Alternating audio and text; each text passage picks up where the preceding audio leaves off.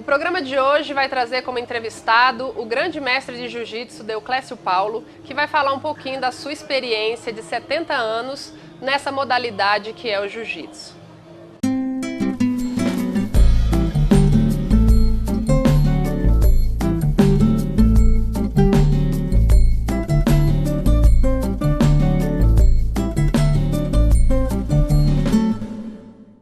Ele começou no jiu-jitsu na década de 40 e já tem 70 anos de dedicação a esse esporte.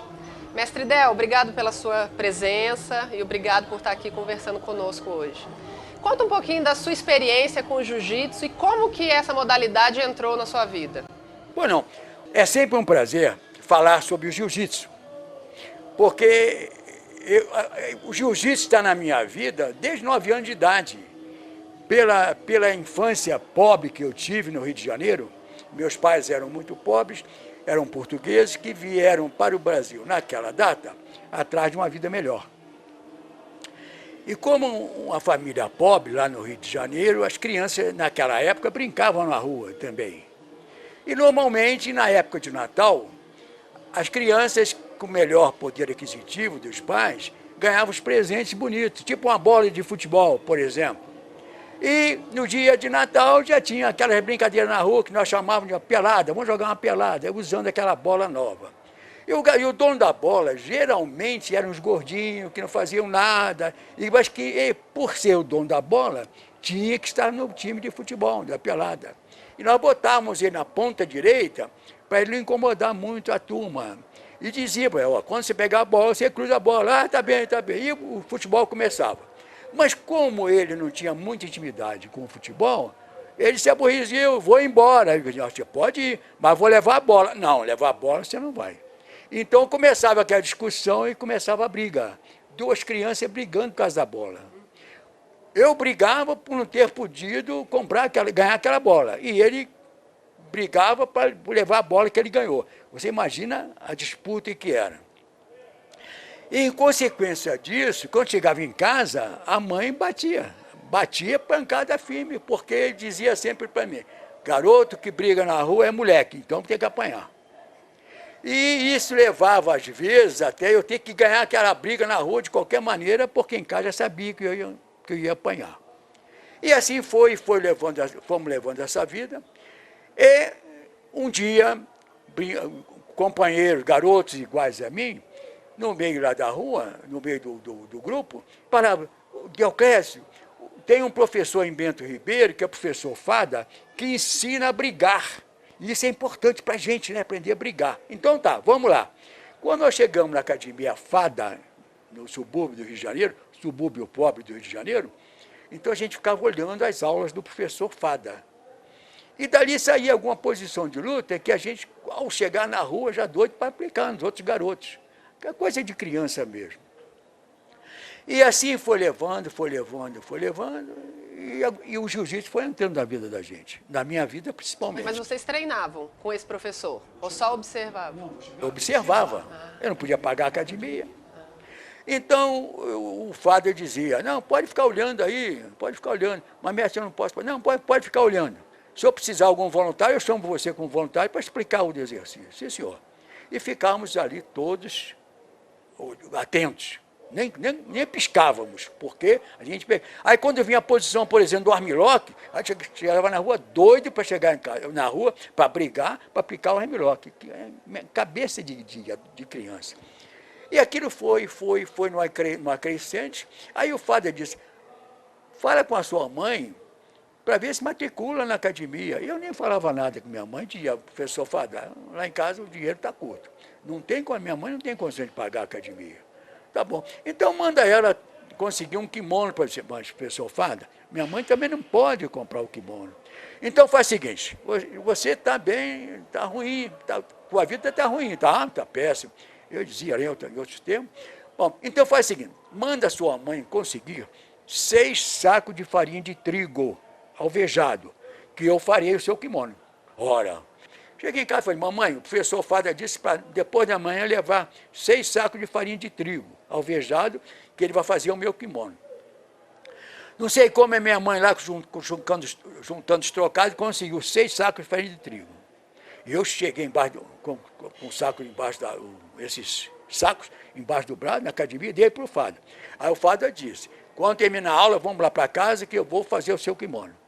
Aí terminou a aula, ele morava perto da academia. Aí nas máquinas antigas, não sei se é do tempo de vocês, as máquinas Terrec, faziam um barulho, aquela máquina danada. Ele botou um molde do kimono, de papelão, e meteu o tesourão. E dali, costurando aqui, saiu o kimono, me deu o kimono. Claro que não saiu um kimono caprichado, como tem hoje. Linha pendurada, escrito assim, indústria brasileira, tudo carimbo vermelho na roupa, tudo. E eu botei e saí. Eu fiquei tão feliz que eu acho que até dormi com esse kimono. E aí, assim, foi meu início no kimono, no jiu-jitsu. Aí, a partir daí, eu fui tendo uma frequência mais a miúdo, com o Fada, vendo sempre. Ele dizia, eu quero um voluntário. Eu, pá, me apresentava como voluntário. Eu nem sabia para quê, mas para explicar uma posição.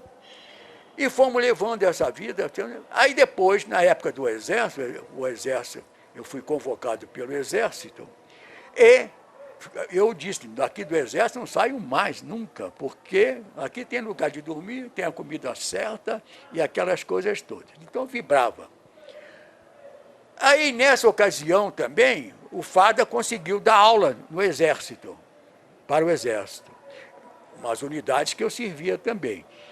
E fomos surgindo, aí foi entrando o jiu-jitsu no Exército, e eu, por praticar jiu-jitsu, levava uma vida mais confortável perante os superiores. E assim foi levando a minha vida. Às vezes me afastava mais e às vezes me aproximava. E fui vendo, fui levando essa vida, e como depois eu já era sargento, então eu normalmente era movimentado de cidade para cidade. De 2 em 2 anos era transferido. Todo lugar que eu chegava, eu implantava uma academia de jiu-jitsu. E as primeiras medalhas, chegaram quando? Do jiu-jitsu? Isso. Logo no início, aquelas medalhas feias ainda, mas eram medalhas que diziam muito para a gente. Hoje são medalhas bonitas, de metal, muito bonitas. E, para mim, até no Exército, o jiu-jitsu me ajudou.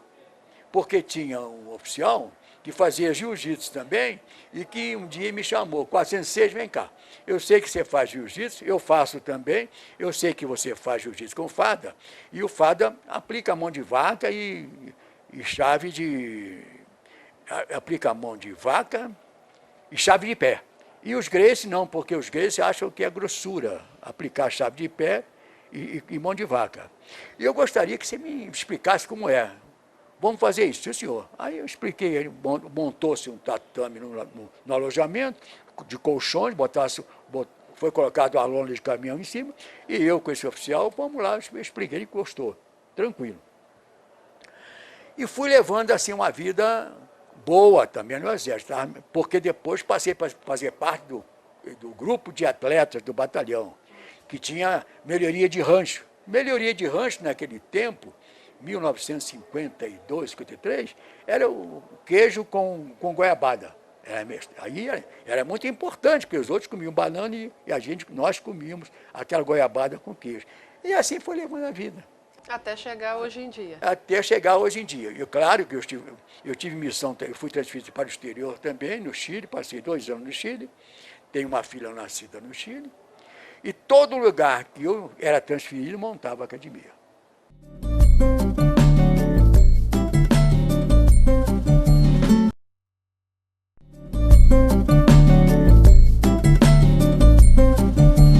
Voltamos agora com o nosso bate-papo com o mestre Del, falando um pouco da sua experiência de 70 anos com o jiu-jitsu. Mestre Del, me fala um pouquinho como é chegar nessa idade praticando esse tipo de atividade física. Olha, é consequência da vida que a gente leva. Para começar, idade é cuca. Você tem que raciocinar que você é capaz de fazer. E, ao mesmo tempo, sempre na atividade física. E é importante. E com alimentação controlada também, sem excesso. O seu dia a dia requer um pouco de algum tipo de preparação física para o senhor aguentar toda essa, essa maratona que é a semana aí? É uma maratona. Requer, claro, eu frequento a ginástica no ginásio lá do HFA, segundas, quartas e sextas-feiras. Então, eu vou dizer o que é o meu dia. Eu acordo cedo, 7 horas estou na academia, dando aula para a primeira turma. Saio daqui 8h30, mais ou menos, vou para a HFA, para o ginásio, para a prática da atividade física de conservação, lá do 12º andar, no ginásio da HFA. Volto para casa, depois do almoço descanso 1 hora e volto para a academia às 4 horas. Para 4h30 começo e vou até às 6h30. Segundas, quartas e sextas. E assim vai. Então é um dia cheio, um dia tomado completamente. Eu nem vejo a hora passar. E é esse meu dia. Muito bom. E a relação que o senhor tem com seus alunos? Como é essa relação? Eu digo para os meus alunos que não é uma equipe de jiu-jitsu. É uma família Del que se reúne para a prática do jiu-jitsu. Eu vivo todos os problemas dos alunos, porque eu tenho alunos espalhados no Brasil, no exterior, e eu estou sempre em contato com eles. Aqui na academia, no meu horário, tem outros horários de meus professores também que dão aula. Nós temos jiu-jitsu todos os horários aqui, todos os dias, aqui na escala. E eu tenho esse contato com eles, esse convívio, de realmente ser um pai ou um avô. Quando eles têm problema, me passa a preocupar também. Tanto é assim, quando chega em casa, alguém pergunta, já sei, algum problema na academia? É, porque o fulano de tal estava com um problema assim, assim. Até o papai e a mamãe falando comigo sobre os mais jovens, quando estão mal nos colégios, quando estão mal nos estudos. Então é uma grande família. Grande família, você falou bem, grande família. E essa estrutura e o envolvimento com essa atividade, o senhor acha que modifica a sua forma de ver a vida, melhora a sua vitalidade? Sem dúvida, pois Deus. Olha, se eu ficasse em casa, sendo fiscal da natureza, olhando na janela, se vai chover ou não, indo no banco 3 vezes para tirar o saldo por dia, não, isso não é vida, isso não é vida. Eu gosto de ação, atividade. Eu gosto de ser útil a alguma coisa. Existe um benefício para a saúde? O senhor percebe isso? Sem dúvida. Não bebo, não fumo. Isso nunca aconteceu. Agora, regularmente, faço todas as visitas aos médicos. Você sabe, o idoso tem que estar constantemente na revisão médica. É igual o carro. Se o carro ficar velho, não tiver manutenção, não manda. De um modo geral, desculpe a comparação, mas é isso. Mas se a gente for pensar, então, no jiu-jitsu, em tudo que Jiu-jitsu é o segredo da vitalidade. O senhor escolheu isso como uma opção e olha, é o que te move. Eu fui levado a ele, e ele me aceitou. E conta pra gente um pouquinho sobre essa faixa vermelha. Certo. Que eu sei que são poucas as pessoas que têm, né? Olha, oficialmente falando, a CBJJ, Confederação Brasileira de Jiu-Jitsu, tem 8 faixas vermelhas no Brasil e no mundo, porque a CBJJ também é a Federação Internacional. Então, oficiais. Tem vários vermelhos aí que não são confederados, digamos assim. Não tem nada contra eles. Apenas eu sou um dos 8, e que não sou Grace, sou do Fada. Eu sou o patinho feio na história. Todos são origem pelos Grace. E minha origem é Fada, que é um professor Fada, esse pobre também, lá de Bento Ribeiro. E falar sobre jiu-jitsu também, tenho alunos no Canadá, tenho no Texas, nos Estados Unidos também, e que no ano passado tive o prazer de aplicar um seminário em Austin, no Texas, e foi esse seminário que eu apliquei lá, resultou em ser o primeiro lugar de todos os seminários aplicados durante de 2012.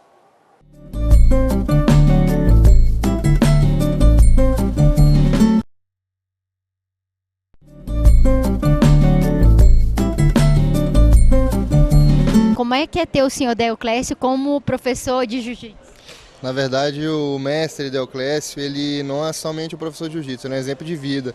Todos que conhecem a história dele, tanto no jiu-jitsu quanto fora, tem ele como exemplo, né, para todos nós seguirmos. E um cara também cativante, né, pelo espírito que ele tem, né, o jeito de família que ele trata cada aluno dele, na verdade não é um aluno, passa a ser um ente da família. Então essa tem a diferenciação dele para os outros professores. Então Por isso que a gente fala que ele é um grande mestre, apesar não só pela faixa do 9º grau que ele tem, a faixa vermelha, ser um dos únicos no país e ser de uma linhagem diferente do que todos os outros são, ele se diferencia por isso, por ser um ser humano diferente dos outros, sabe? E é muitas vezes apoiar um atleta que os outros professores não acreditavam, ele vai, acredita e a pessoa se revela a partir disso. Não só como mestre de jiu-jitsu, mas ele é uma pessoa que, para a questão de vida, ensinamentos de vida, ensinamentos dentro do tatame, é uma honra, é um orgulho para a gente ter uma pessoa desse naipe, desse conhecimento todo, né, dentro do jiu-jitsu. É uma honra, né, ter o mestre Del como nosso mestre. Ele é um dos únicos faixa vermelha aí que não pertence aos Gracies. Aqui em Brasília ele é o único. Então é um exemplo para a gente. Nossa equipe só é o que é hoje por causa da liderança dele. E é um exemplo a ser seguido aí, a vida toda dedicada ao jiu-jitsu. E é toda muita honra e muita satisfação fazer parte dessa grande família, que a gente é, na verdade, uma família, irmãos, que veste o kimono para treinar junto o jiu-jitsu. Seguimos nosso bate-papo com o mestre Del. Mestre Del, sim, como que funciona a preparação para os alunos em relação aos campeonatos? Quando a criança chega, criança ou adulto na academia, que nunca fez jiu-jitsu, ótimo. Então a primeira coisa é aprender como cair, como se proteger.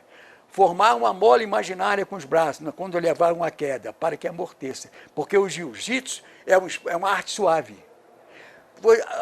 Mas antigamente falavam-se isso, falavam-se aquilo, mas só criavam lendas, eram coisas, histórias. Porque quando o golpe está encaixado no atleta, ele sentiu, ele bate, interrompe. Então é uma arte suave, não é violência, não é violência. O jiu-jitsu se baseia em projeções, que são quedas, torção de articulações e estrangulamentos. Esse é o tripé que predomina no jiu-jitsu. Então o aluno vai gradativamente, vai subindo de faixa, digamos assim, de grau, de conhecimentos. E eles fazem, diariamente, eles fazem a parte teórica e entram na parte prática, que é a luta entre eles. E a sua experiência conta para que eles se sintam mais seguros em estar realizando a atividade, e especialmente no momento da competição? O senhor acha que isso faz a diferença? A minha responsabilidade é tremenda. Eu sempre digo para eles, eu sou vocês amanhã. Eles se levam um susto. Porque eu estou transmitindo para eles responsabilidade. Eu também não achava que fosse sair faixa vermelha. Nunca, mas nunca mesmo. Mas cheguei, porque eu nasci primeiro, então eu estou acompanhando. E se dedicou muito. Dediquei, eu gosto do jiu-jitsu. A minha família toda sabe que tem jiu-jitsu, não conta com o papai, e é isso. E em relação a outras pessoas, o senhor tendo, então, né, a idade que o senhor tem hoje, e essa experiência tão grande, existem outras pessoas mais velhas que também se aproximam do jiu-jitsu, tendo o senhor como exemplo? Eu acabei de falar com você, tem uns 56 anos, outro com 46. Esse de 46 anos, há pouco tempo, ele é policial federal. Ele veio transferido para Brasília e queria continuar a prática de jiu-jitsu. Então, eu fazendo nas primeiras conversas que eu tive com ele, entrevistando, eu disse, durante a conversa, você já fez jiu-jitsu? Já. Você fez jiu-jitsu aonde? No Rio de Janeiro. No Rio de Janeiro? Com quem? Com o Dioclésio e o Paulo. Eu tinha 7 anos de idade. Hoje eu tenho 46 e eu quero voltar a fazer jiu-jitsu. Aí eu disse para ele, cara, você foi meu aluno? Sim, sim. Aí, Ricardo, como é que você não falou nada? Não, senhor, eu estava esperando oportunidade. Cheguei em casa falando que minha mulher, me acompanha, conheci minha mulher quando ela foi matricular o irmão dela na academia, estamos completando agora 50 anos de casado. Então, eu falei, você se lembra do Ricardo? Me lembro, era o Ricardo, o irmão dele, que até a mãe dele levava uma mamadeira para dar aula para eles depois da aula. Então, esse eu vim encontrar aqui. São coisas que gratificam a gente. E o que o senhor pode dizer aos jovens, depois de toda essa experiência, inclusive, né, os prêmios e a faixa vermelha que hoje o senhor representa, o que o senhor pode dizer aos jovens que lutam, né, que se dedicam à arte marcial do jiu-jitsu, para que eles continuem aí essa empreitada? Eu sempre digo para eles, tem que ter confiança em você. Se você não confiar em você mesmo, você já está derrotado. Se você pensa que vai perder a luta, já está com a luta perdida. O jiu-jitsu é uma arma. O nosso corpo é uma arma. E o jiu-jitsu é que faz saber o que você vai fazer. Você dobra o braço normalmente, mas se você forçar no sentido contrário, vai sentir dor. Então é nessa finalização, existe o poder da alavanca, que está sempre existindo. Você sente a dor e bate e desiste a luta. Então é isso, passa a se conhecer melhor. Em relação ao seu corpo, o senhor acha que o jiu-jitsu fez com que o senhor conseguisse manter uma certa força muscular para conseguir estar treinando com os jovens? O senhor acha que isso é essencial para que o senhor mantenha aí esse vigor? Eu vou responder a você o seguinte. A aula que eu ministro, eu pego 2 monitores. Digo, fulano e Beltrano, fique na posição tal. Aí um fica. Aí eu vou explicando. Vocês vão ver agora uma finalização partindo de uma posição de 100 quilos, por exemplo. Então ele pega isso, pega o kimono, pega o braço, vai pegando o braço. Vai, entra por baixo agora. Eu vou dizendo que vai fazer. Aí sentiu, aí para. Aí o outro vai repetir. E assim vai.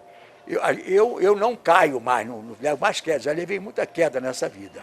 Então agora eu passo a ministrar a aula.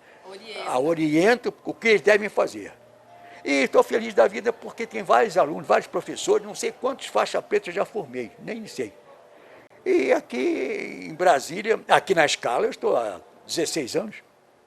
É muito tempo, não é? E quantos prêmios nesse tempo? Depois eu vou te convidar para você ver a nossa quadro de medalha, de troféus também. Tá certo? Eu fiquei muito feliz em 2012, né, nesse prêmio que eu ganhei lá, de primeiro seminário que nos Estados Unidos, aplicado foi gratificante. As pequeninas coisas têm um valor muito grande para a gente. E se a gente for, então, para finalizar, falar um pouco da experiência e do exercício físico agora para pessoas acima de 60 anos? Certo. O senhor recomenda? Claro, mas claro. E quais são os benefícios disso tudo? Benefício é aquela satisfação quando, depois da atividade física, quando o corpo liberta a endorfina, aquela sensação de bem-estar. Você é a pessoa mais feliz do mundo. Depois daquele banho, pô, que alívio, que bom, pô. Cara, a aula das 7 horas, chega o pessoal com cara de sono, mas quando começa o aquecimento, porque antes da aula tem uma sessão de aquecimentos, de rolamentos, para aquecer, para preparar o corpo para o exercício. Depois o pessoal sai vibrando, porque sai daqui direto para o trabalho. Tem doutores, tem médicos, tem oficiais do Exército também, da polícia, tem doutores, tem um delegado aqui. Então, agora, são tratados em igualdade de condições com um pobre coitado, que não tem nada na vida. Então, tudo isso é gratificante. Gratificante, muito. E a sua vida? A minha vida é isso. É o jiu-jitsu. Minha vida é isso. Minha família já sabe tudo isso. Muito bom. Então, eu tenho um ideal. Eu tenho amigos que dizem, poxa, Del, você está trabalhando ainda, você não precisa, Del. Então, mas dá licença de eu continuar fazendo o que eu gosto?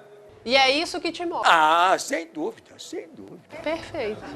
Obrigada pela participação no nosso programa e por tudo que o senhor colocou aqui, contando um pouquinho da sua experiência com o jiu-jitsu. Eu é que agradeço a você. Muito obrigado por estar aqui. Obrigada. O programa de hoje, então, termina e semana que vem nós vamos trazer outros assuntos muito interessantes.